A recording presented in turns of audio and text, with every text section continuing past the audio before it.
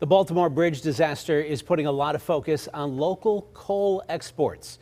Industry experts in Western PA, West Virginia, and Ohio make up a large part of those exports, and shipments need to get moving. As Ross Guidotti tells us, the answer to the problem may be right in our own backyard.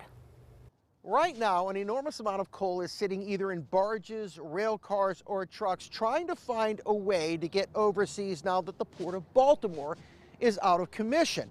One expert we spoke to told us that the answer to that problem may be right behind me with Pittsburgh's rail and river capabilities.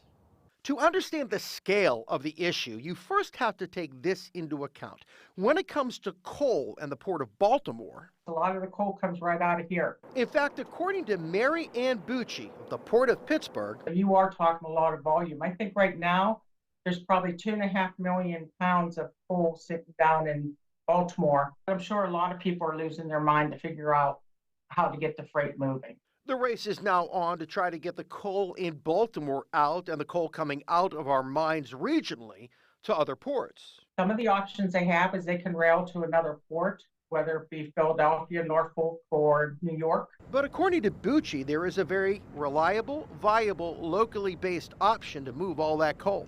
They can move it by river to New Orleans and still export it. Barges, the same things that have moved coal upriver to the region's industry for decades, can head downstream just as well. Sending it down to New Orleans is not a bad option because it's kind of off the beaten path of the East Coast. Bucci telling KDKA New Orleans already has an extensive coal loading and offloading capability.